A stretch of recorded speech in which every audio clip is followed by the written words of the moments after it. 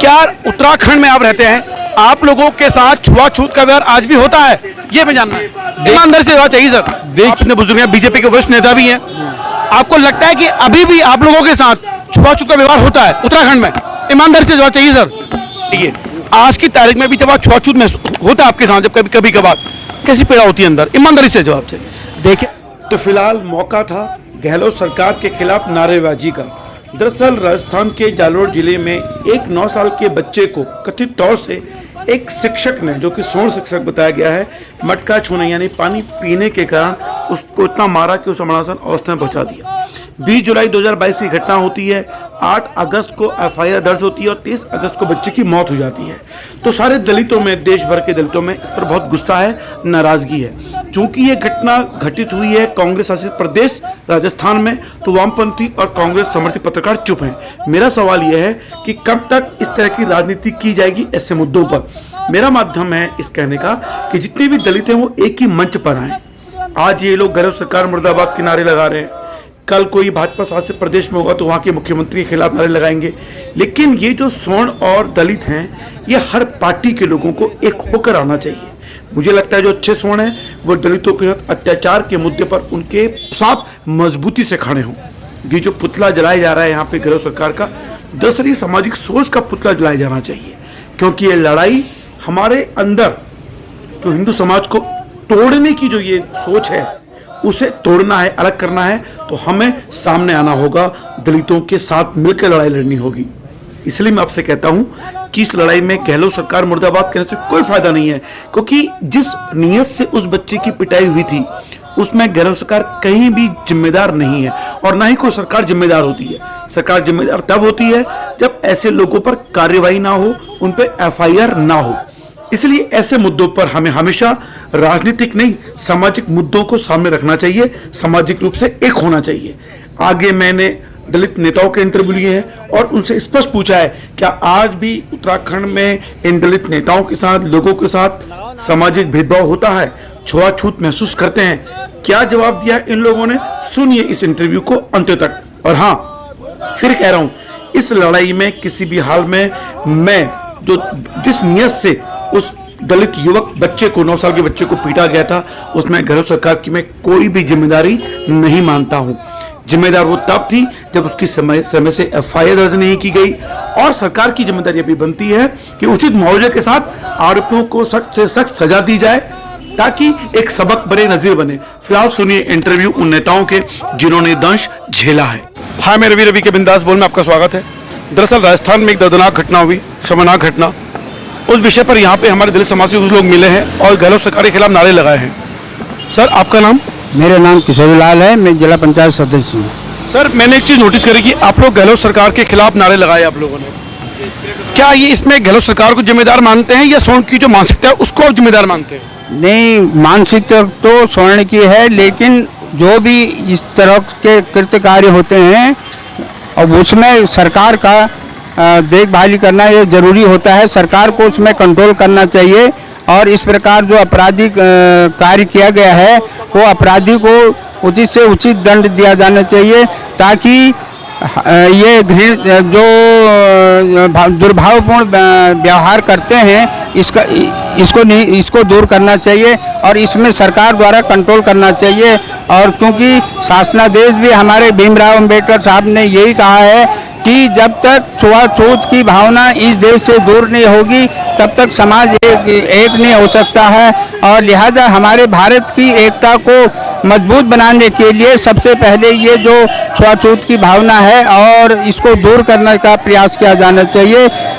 और जो राजस्थान में जिस टीचर द्वारा ये घृणित कार्य किया गया है उससे सर, मैं माफी चाहूँगा। जहाँ बीजेपी शासित राज्यों में हमले होते हैं तो कांग्रेस मुखर हो जाती है, कांग्रेस शासित में हो रहा है तो अब बीजेपी वाले मुखर हो जाते हैं। मेरा ये कहना है कि इस मसले पे सारे पार्टियों के दलित एक क्यों नहीं हो जाते हैं? क्योंकि ये मानसिकता सरकार के रुकने से नहीं रुकने वाली है। ये मानसिकता को रोकने के लिए सारे दलितों को एक होना पड़ेगा, ये मेरा सवाल है।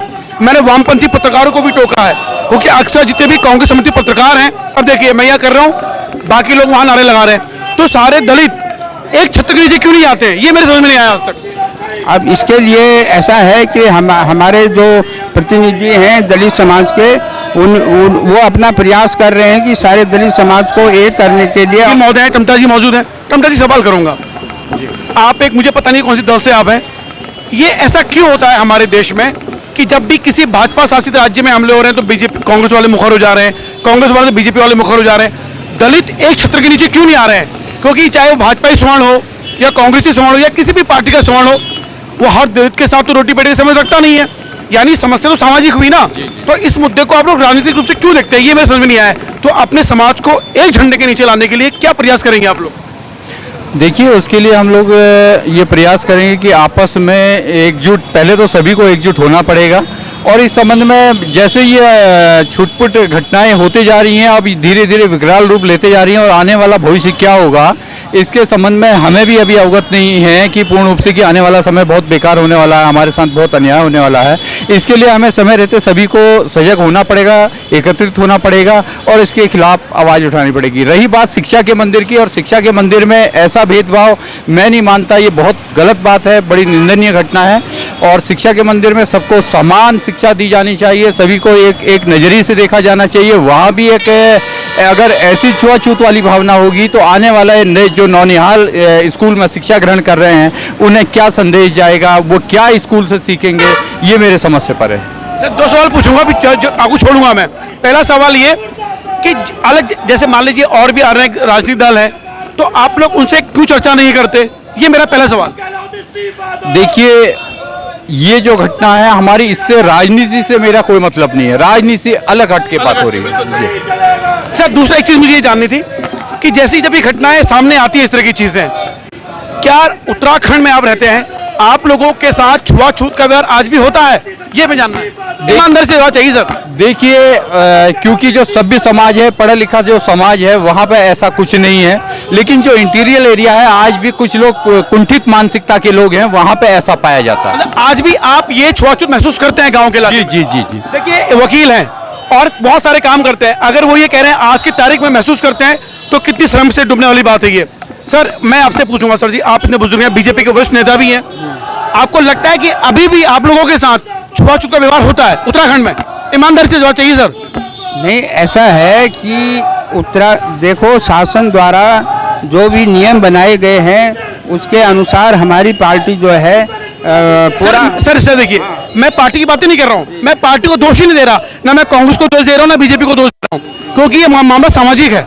मैं कह रहा हूँ कि क्या लोग अभी भी आप लोगों के साथ छुआछूत का व्यवहार करते हैं उत्तराखंड में? हाँ, जहाँ पर शिक्षा का अभाव है, जो लोग इंटीरियर क्षेत्रों में रहते हैं, वहाँ पर सुनने में यही आता है कि उनके साथ भेदभाव का पूर्ण। सुनने वाली बात नहीं सर, पुख्ता बताइए सर। न भेदभावपूर्ण वहाँ पर उनके व्यवहार किया जाता है ना। देखिए, मैं इस वीडियो के माध्यम से एक बात कहना चाहता हूँ, आज की तारीख में भी ये बीजेपी के लीडर हैं और जिला पंचायत सदस्य भी हैं, और उत्तराखंड में कई लोग उससे बोलते हैं कि भाई तुम आरक्षण का समर्थन क्यों करते हो? इसीलिए करता हूं कि आज भी छुआछूत जारी है, और इसके खिलाफ जो लड़ाई है वो राजनीतिक नहीं होनी चाहिए, सामाजिक लड़ाई है ये। ना बीजेपी का दोष है, ना कांग्रेस का दोष है, इस मामले में हमारी मानसिकता का दोष है। इस मानसिकता को बदलने के लिए हम एकजुट हमें होना ही होगा, नहीं तो आप पार्टीवाद करते रहिएगा, बीजेपी वाले कांग्रेस के खिलाफ करेंगे, कांग्रेस वाले बीजेपी के खिलाफ, और ये मुद्दा ऐसे ही भड़कता रहेगा। समाज को एक होने के लिए इस तरह की चीजें सामने नहीं आनी चाहिए। फिलहाल अभी के बिंदास बोल देखने के लिए शुक्रिया। इंद्रलाल जी, आप ये सामने आए हैं, मेरा आपसे एक निवेदन ये है, अक्सर इस तरह की जब चीज़ होती है आप हमेशा और भी अन्य सामाजिक मुद्दों में आगे आते हैं, ये मुद्दा जब आपने सुना कैसे लगा आपको? देखिए, ये बहुत ही, इससे पहले भी मैंने एक बार जो बिंदु खट्टा वाला मामला हुआ था उसमें भी हमने विरोध प्रदर्शन रामनगर के अंदर, हमारे जो युवा वर्ग के लोग हैं, समाज के लोग हैं, उन्होंने पुतला दहन किया था। और मैं कई ऐसे करते रहता हूं, और ऐसा नहीं है कि आज भी ये समाज में जाति छुआछूत व्याप्त है पूरी तरह। आप भी खबरों के माध्यम से देखते रहते हैं, सुनते रहते हैं, और हम भी देखते हैं। और जैसा कि शिक्षा का अभाव, देखो शिक्षा का अभाव बहुत ही है, जो इंटीरियर एरिया है पहाड़ों में इधर उधर, आज भी ये। आप भी छुआछूत का शिकार हुए हैं कभी? देखिए, जब तक ये निश्चित तौर पे हर व्यक्ति के साथ होता है, ऐसा नहीं है, लेकिन यह है कि जो व्यक्ति जागरूक होकर, बाबा साहब ने कहा है कि शिक्षित बनो, संगठित रहो, संघर्ष करो, तो हमें शिक्षित बनना है, संगठित रहना है और संघर्ष करना है। बाबा साहब भीमराव अम्बेडकर के पद चिन्हों पर चलते हुए हमें देखना है कि समाज हमारा कैसे, मतलब जो शिक्षित समाज है वो आगे आए, उनको आगे आना पड़ेगा और बताना पड़ेगा कि इस तरह का, मतलब बाबा साहब ने हमारे लिए क्या क्या संघर्ष किया, और यही घटना बाबा साहब के साथ भी हुई थी। आप पोस्टर और। अच्छा इंद्रलाल जी, बताइए, आज की तारीख में भी जब आप छुआछूत होता है आपके साथ, जब कभी कभार, कैसी पीड़ा होती है अंदर? ईमानदारी से जवाब चाहिए। देखिए, पीड़ा जो भी पीड़ा की बात नहीं है, लेकिन ऐसा होता है कि एक जहाँ पे एक माहौल होता है तो वहाँ पे थोड़ा सा अनकंफर्टेबल जैसा फील होता है। लेकिन मैं जहाँ भी ऐसा माहौल होता है विरोध करता हूँ और पुरजोर विरोध करता हूँ इस चीज़ का, छुआछूत और इस चीज़ का मैं पहले से ही विरोध करता हुआ आ रहा हूँ। देखना, आज़ादी के 75 साल बाद भी एक शिक्षक द्वारा एक 9 साल के बच्चे को मटका छूने पे मार दिया जाता है, हत्या कर दी जाती है। तो वास्तव में ये समाज के हर तबके के लिए चिंता का विषय है। किसी राजनीतिक पार्टी की बात नहीं कर रहा हूँ मैं, सभी राजनीतिक दलों को एक होना पड़ेगा। पुतला जलाए यहाँ पे, सारे दलित एक मंच पे क्यों नहीं आते? मेरा सवाल था पहले भी इन लोगों से भी, क्योंकि ये लड़ाई सामाजिक है, ये मैं पहले से कहता आया हूँ। शुभम जी, आप एक युवा नेता हैं, मेरा सवाल आपसे ये है, क्या आप लोग आज की तारीख में भी छुआछूत महसूस करते हैं? ऐसा भेदभाव आज भी आपके आसपास, आपके परिवार को, आपके पड़ोसियों को, दोस्तों को देखने को मिलता है? ना मतलब सीधा जवाब चाहिए, ये नानुकुर या मतलब कोई राजनीतिक जवाब नहीं चाहिए। देखिए पत्रकार महोदय, छुआछूत, जातिवाद, इसको प्रमाण की आवश्यकता नहीं है भारत देश के अंदर साबित करने के लिए। कहीं किसी राज्य में हमारी जो खाना बनाने वाली बहनें, स्कूलों में जो खाना बनाती है भोजन माता, उनका विरोध होता है। कहीं मटके से पानी पीने पे बच्चों का विरोध होता है, नाबालिग बच्चों का, जिन्हें किसी चीज़ की समझ नहीं है। कहीं ऐसा है कि राजस्थान में कुछ ऐसी जगह पे जहाँ पर मूंछ रखने पर भी दलितों की हत्या हो जाती है। तो ये चीज़ तो आपके सामने प्रत्यक्ष प्रमाण है कि जातिवाद और या आपके साथ हुआ, ये पूछ रहा हूँ मेरे साथ, ईमानदारी से मेरे साथ हुआ है ना, ये पूछ रहा हूँ। यानी कि उत्तराखंड में भी ये चीज़ चल रही है।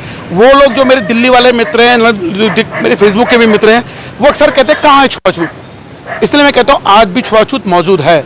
और ये चीज़ आज भी हमारे समाज के कहीं मतलब बाल कटवाने जाते हैं तो हमारे समाज के लोगों के बाल नहीं काटने देते हैं। कई मुस्लिम नाई है जो आज भी हमारे समाज के बाल नहीं काटते हैं। अच्छा, आज भी मैं आपको प्रमाण के साथ लेके जा सकता हूँ, यही अपने रामनगर के अंदर ही कटवा आप बिल्कुल लेके जा सकता हूँ। वो कहता अभी भैया वो खाली बैठोगे, अभी टाइम नहीं है भैया। अच्छा, तो देखिए इस तरह की चीज़ें वास्तव में चुभती है ना। आप कभी उस दर्द को महसूस नहीं किया आप लोगों ने? बहुत अजीब लगता होगा, एक वो व्यक्ति जो आराम से पढ़ रहा है, लिख रहा है, और उसके साथ जब छुआछूत वाला भेदभाव होता होगा, कल्पना कीजिए उस अपमान का, दर्द का, और वो आज भी हो रहा है। इस मामले में गहलोत सरकार की गलती मानते हैं या सामाजिक सोच की गलती मानते हैं? देखिए मैं आपको एक बात बता दूं पत्रकार महोदय, मैं आपसे पुनः ये बात कहना चाहूँगा। देखिए किसी भी राज्य में जो सरकार होती है ना, वो उसके पास हर एक शक्ति होती है। देखिए यदि उस शिक्षक ने इस तरीके का प्रकरण करा, आपको पता है कि उसके एफआईआर कितने दिन के बाद दर्ज हुई है? 8 अगस्त को उसमें एफआईआर दर्ज हुई है। इतने और नहीं, मैं एक सेकंड, मेरा कहने का मतलब है जो घटना उस बच्चे के साथ घटी है उस कारण से उसमें गहलोत सरकार का कोई दोष है? बिल्कुल दोष है। आपको पता है कि यदि इस व्यक्ति के संग इतना गलत हुआ है, दलित समाज का व्यक्ति है, इसको आपने जो सुविधाएं थी, जो उसकी स्वास्थ्य सुविधाएं थी, वो आपने उपलब्ध क्यों नहीं कराई? मेरा सवाल ही समझे, मेरा सवाल का कहने का मतलब है उस पिटाई के बाद तो गहलोत सरकार की गलती मैं मान सकता हूँ, लेकिन जिस नियत से उस शिक्षक ने उस बच्चे को पीटा, उस नियत की बात कर रहा हूँ, उस नियत में गहलोत सरकार का दोष है या नहीं? देखिए सर, इसमें गलती किसी सरकार की नहीं है, ना ही किसी व्यक्ति की है। जो व्यक्ति उस तरीके की मानसिकता रखता है, गलती उसकी है, चाहे वो स्वर्ण समाज का हो, चाहे वो दलित समाज का व्यक्ति हो। तो मेरा सवाल ये था कि ये जो गलती है, इसलिए मैं आप लोग, जितना भी दलित समाज इस वीडियो को सुन पा रहा है, ये स्वर्ण समाज, वो किसी भी सरकार को घेरने से पहले, आप जब बच्चा पीटा गया, उसकी एफआईआर दर्ज नहीं की गई, वहाँ सरकार दोषी है। लेकिन जब अपराध हो रहा था उस समय जिस नियत से, उसमें गहलोत सरकार को मैं दोषी नहीं मानता हूं, क्योंकि वहां पे हमारी स्वर्ण मानसिकता काम करती है। ऐसे मुद्दों पर सरकारें वास्तव में छुआछूत भी करती हैं कि भैया तो दलित समाज का, इस पे कार्रवाई नहीं करें, ऐसा लगता है होता होगा?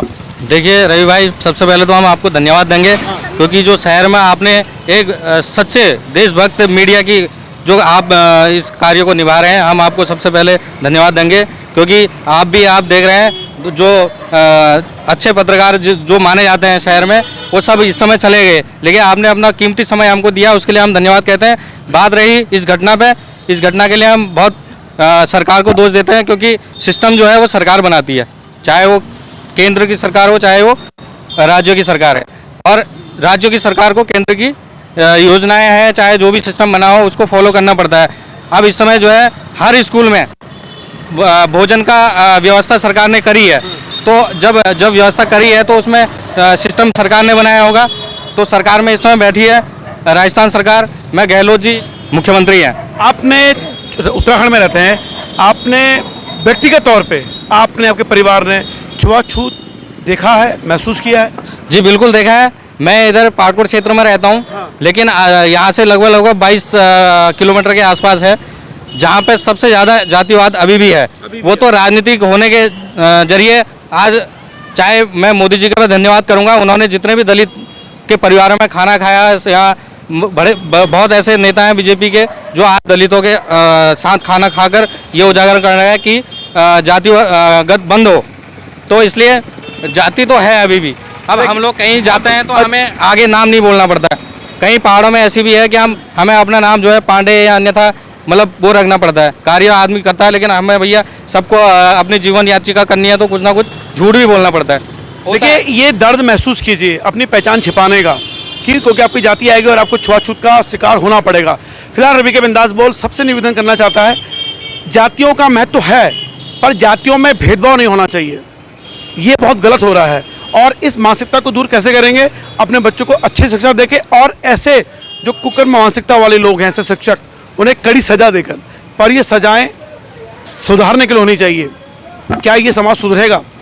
अंतिम सवाल रजत जी आपसे, क्या लगता है आपको कभी सुधरेंगे हम लोग? देखिए, सुधरने के लिए हमें लोगों के दिल को साफ करना होगा। सबसे पहले मुझे अपने आसपास के क्षेत्र को साफ करना होगा, फिर मैं अपने शहर को साफ करूंगा, फिर मैं प्रदेश को साफ करूंगा, फिर कहीं जाके मैं पूरे देश को साफ करूंगा। तो ये प्रण मेरे वाल्मीकि समाज, मेरे दलित समाज, मेरे आर्य समाज, जितने भी मेरे दलित समाज के जो लोग जुड़े हुए हैं दलित समाज से, उनको इस बात को मानना पड़ेगा कि हम सब एक हैं।